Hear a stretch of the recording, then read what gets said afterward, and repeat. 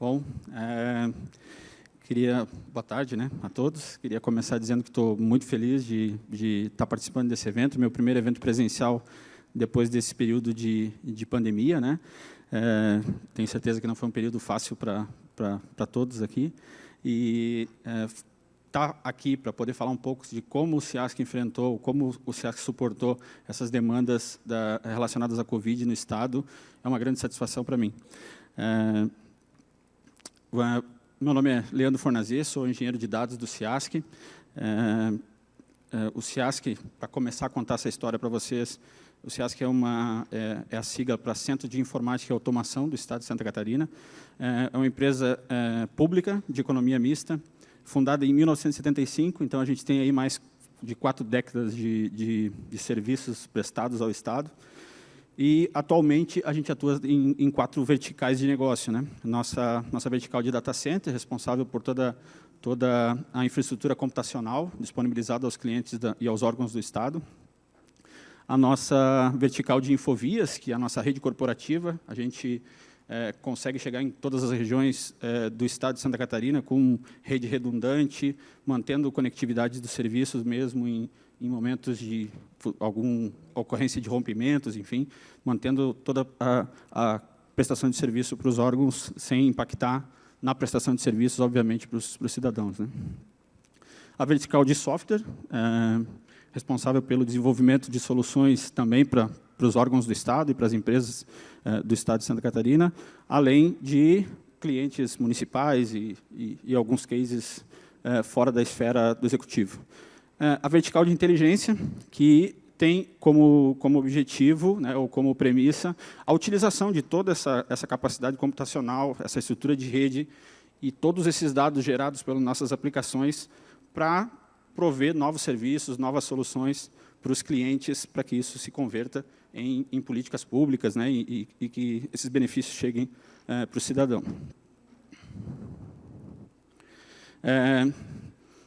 Nesse tempo, né, desde da sua fundação até 2015, aqui, que eu coloquei como ponto de referência, o SEASC passou por diversas alterações na sua estrutura administrativa, na sua atuação.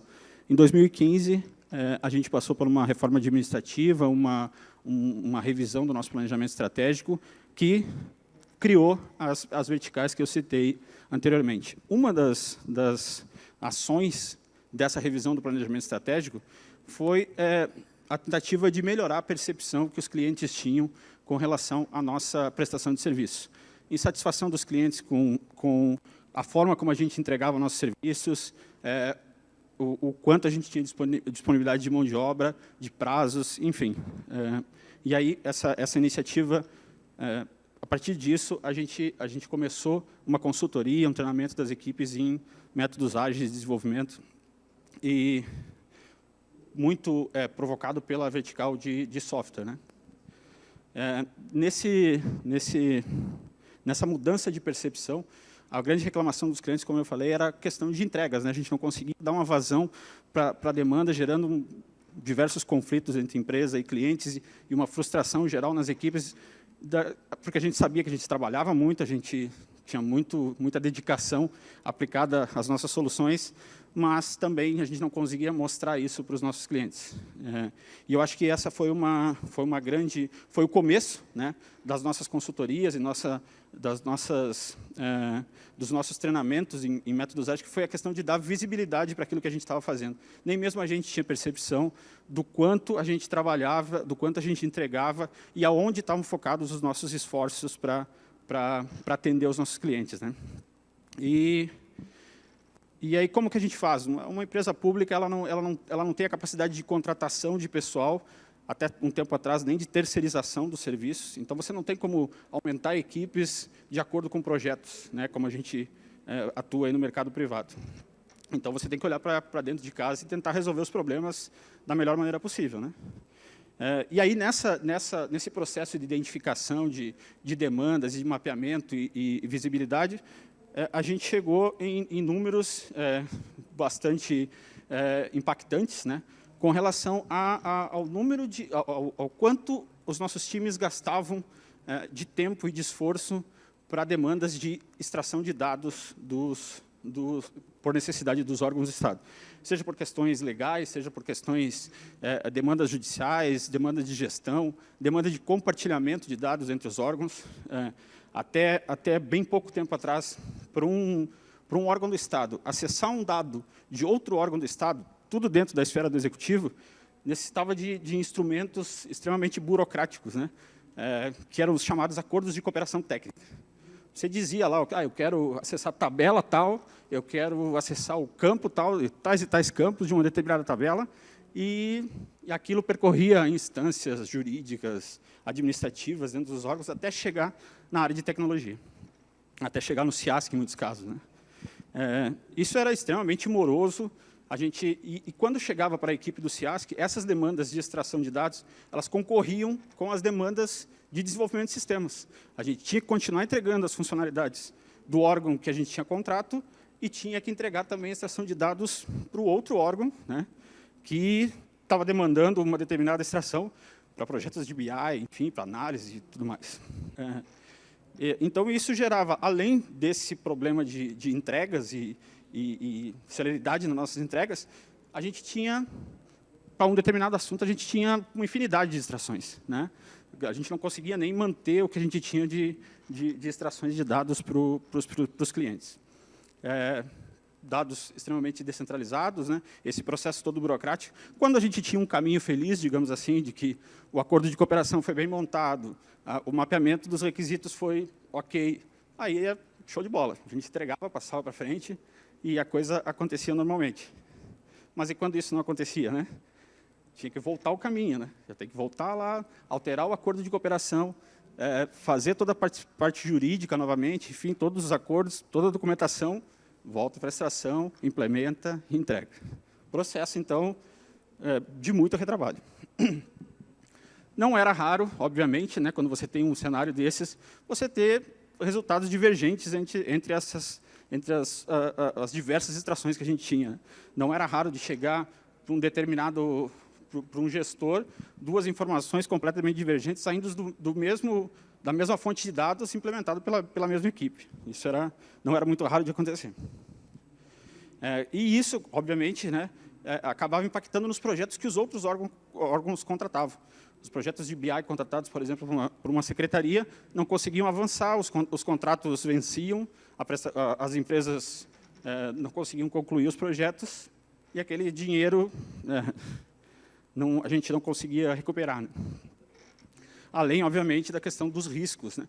Riscos de vazamento de dados, em alguns casos, né? Porque a gente não tinha a governança muito forte em cima de quem ainda continuava acessando determinadas extrações. A gente não conseguia controlar isso de forma eficiente, né? Então, diante desse cenário, em 2016, da vertical de inteligência de dados, a gente propôs, né, analisando as tecnologias disponíveis na época, a criação de uma plataforma de dados em que a gente conseguisse convergir todos os dados dos órgãos do Estado.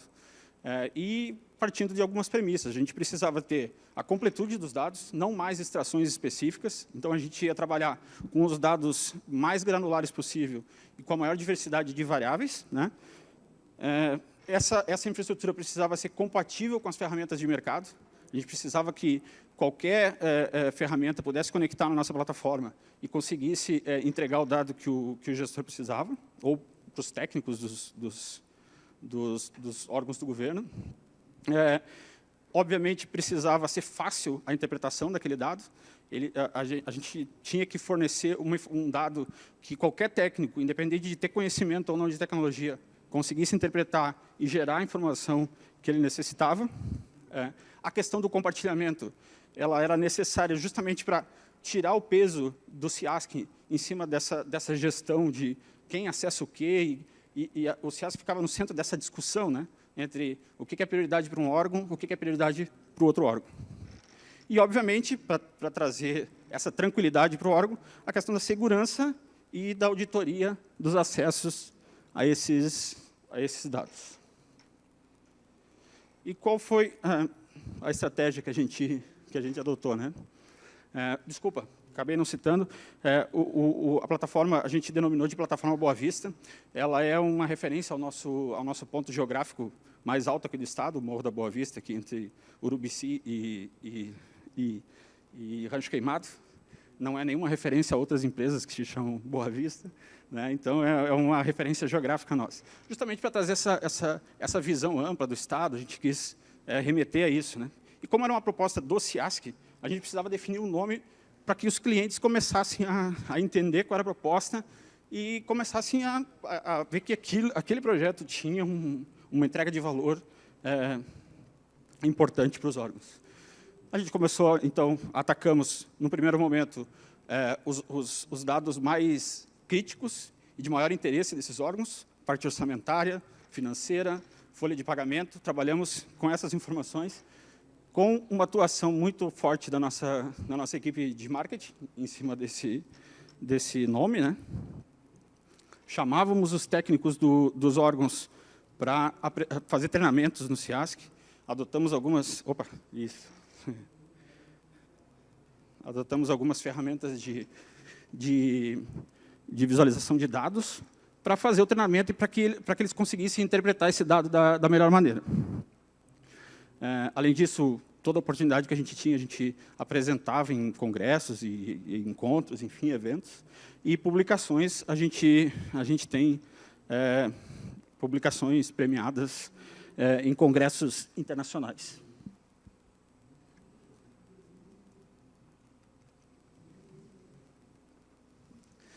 Então, e aí foi natural o processo de geração de resultados, né? A gente avançou muito rapidamente na questão dos ativos de dados.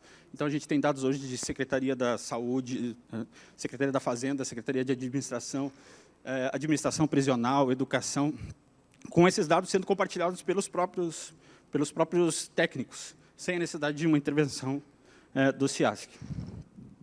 Outro resultado extremamente importante é o Observatório da Despesa Pública, né? Ele é um projeto da CGU que engloba entes da esfera federal, municipal e estadual, que busca o indício de mau uso do dinheiro público. Os dados, até a gente apresentou essa proposta para a CGU e foi aprovada. Antes da nossa proposta, os dados eram enviados para a CGU, cruzados pelos técnicos da CGU, e o resultado devolvido para os estados ou municípios. Depois disso, as equipes podiam cruzar as informações diretamente na plataforma. O Infoagro é um resultado importante no sentido de trazer um cliente de volta para o CIASC. A Secretaria da Agricultura ela não era um cliente do CIASC, em termos de software, né, ou mesmo de dados. E aí essa proposta fez com que eles olhassem de novo para o CIASC e começassem a trazer dados sobre o agronegócio e as políticas relacionadas ao agronegócio do estado. Aqueles projetos de BI que estavam inacabados, a gente conseguiu dar uma vazão importante. Alguns simplesmente não avançaram porque os técnicos entenderam que eles tinham essa informação à disposição, tinham ferramentas, conseguiram gerar as informações que eles precisaram e a gente conseguiu avançar e gerar uma economia muito grande. O projeto de indicadores de governo, que é uma métrica que mede a eficiência da prestação de serviço dos órgãos do Estado e que é amplamente divulgado aí pelo governo do Estado. E um resultado também muito importante é as entregas de dados, as obrigações legais do Estado perante o Tribunal de Contas. Hoje, muitas dessas entregas de dados são feitas através do Boa Vista. Isso é uma forma de trabalhar que eu, pelo menos, não conheço nenhum outro Estado que trabalhe dessa maneira, né? Um órgão de controle e um órgão do Poder Executivo acessando a mesma fonte de informação, gerando resultados e análises de uma única fonte.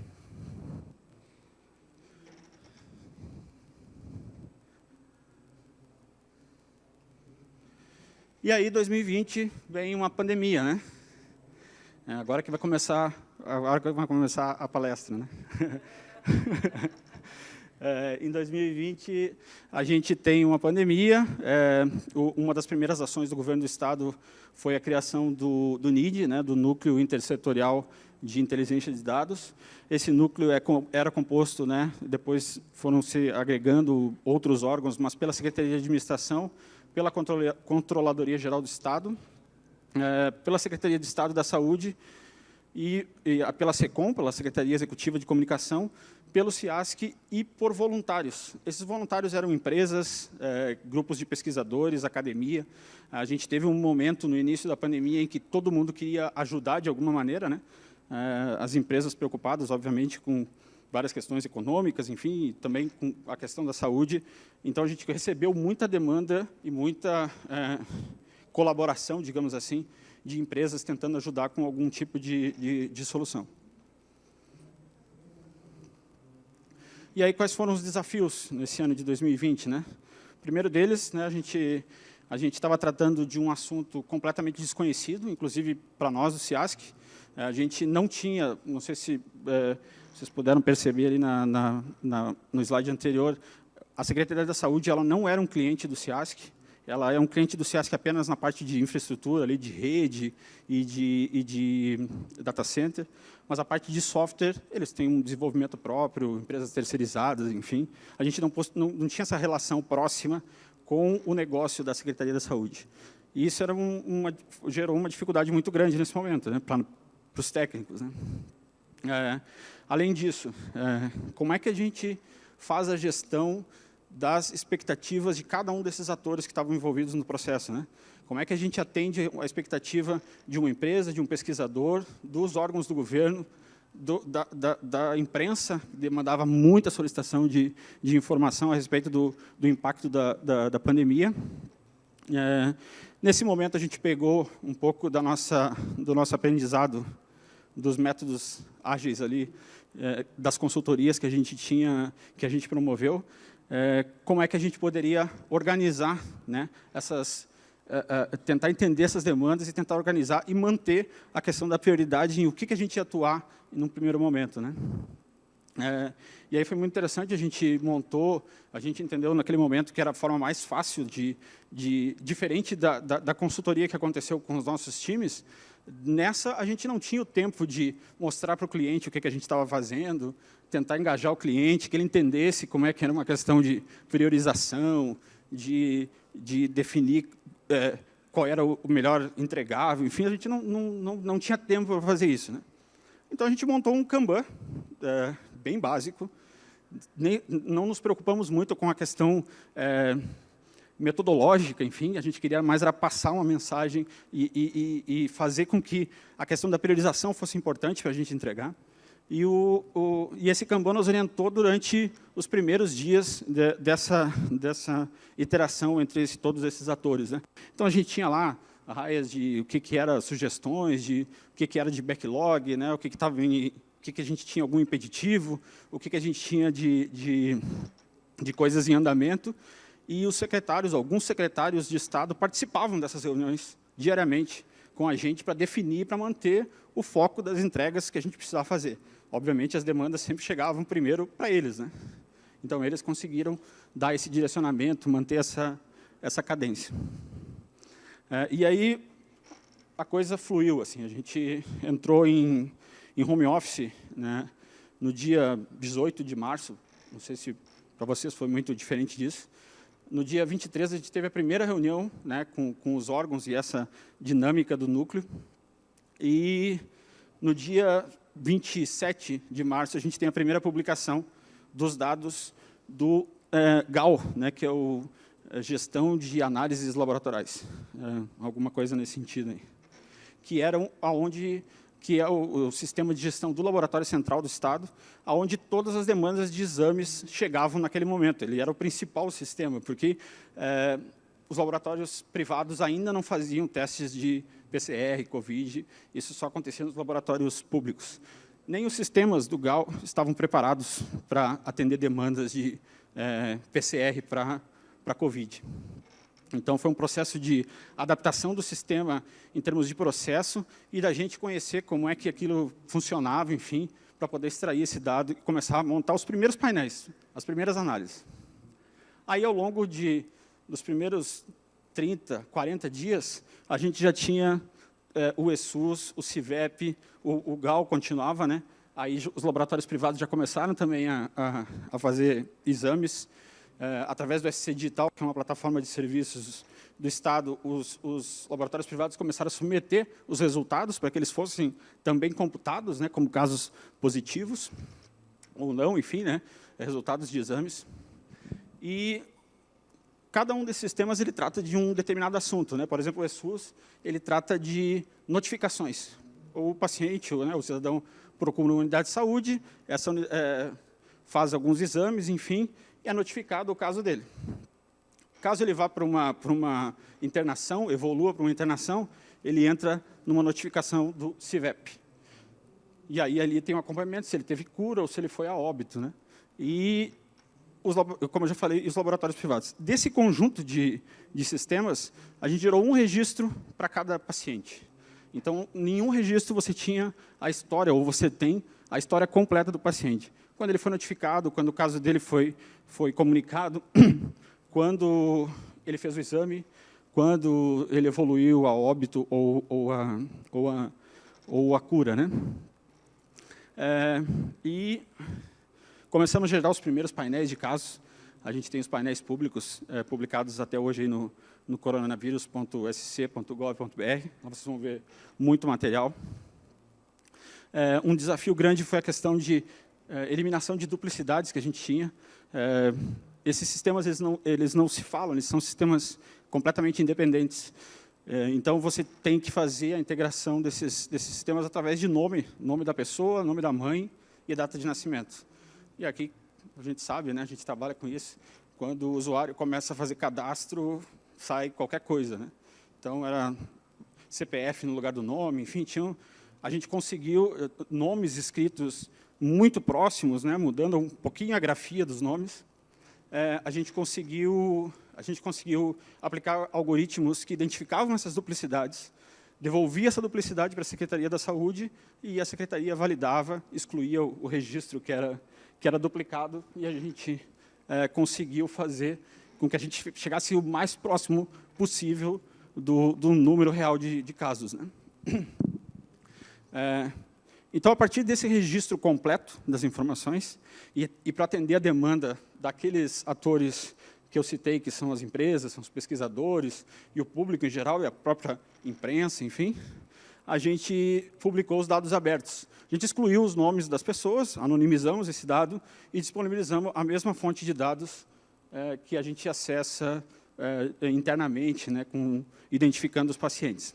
Então, também foi um resultado extremamente importante que deu origem daí aos modelos epidemiológicos, à matriz Gutai, aos painéis de casos dos municípios, justamente para auxiliar nessa diferença que existe entre a contabilização de um município e a contabilização do Estado. Então, isso foi uma aplicação junto com o Ministério Público. O Ministério Público tinha um sistema de fila, que eles chamam, de controle de filas de atendimento, em filas de exames, enfim, né, e de procedimentos cirúrgicos. A gente aproveitou essa estrutura junto com eles e conseguimos ter essa capilaridade e atingir todos os municípios. O painel de gestões, a gente tem uma infinidade de análises feitas e entregues à Secretaria da Saúde para que eles pudessem acompanhar toda essa dinâmica. E aí, posteriormente, já todos esses produtos, até os painéis de gestões, até os painéis de gestão, a gente está falando dos primeiros 90 dias, né? Então, um trabalho muito intenso, uma dedicação muito grande de todos os envolvidos ali, para que a gente conseguisse atingir esses resultados. E aí, agora, mais recentemente, a questão dos dados de imunização, que também compõem esse ativo. Bom, basicamente foi essa a nossa atuação.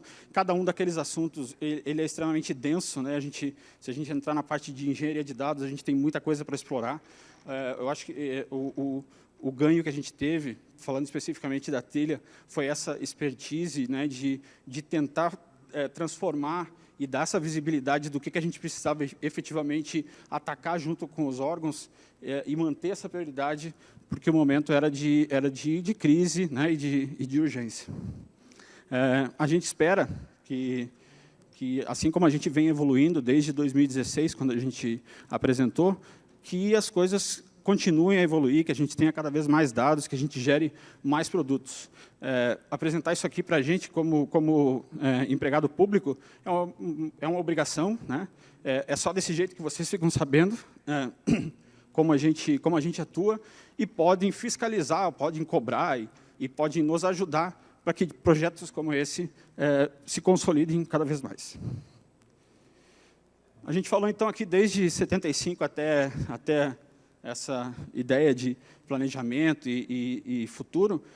Talvez essa linha do tempo ela seja, para uma empresa privada, uma linha do tempo grande, né? A gente tem resultados aí de 4 anos, mas para o setor público esse é um resultado muito bom, muito bom. A gente não tem um ambiente estável, né? A gente tem um ambiente que muda muito com o tempo. Queria agradecer, né? Eu acho que foi um resultado importante. A gente conseguiu cumprir o nosso objetivo nesse apoio à tomada de decisão dos órgãos do Estado, e a gente está aí para conversar com o que vocês tiverem alguma dúvida, enfim, estou à disposição.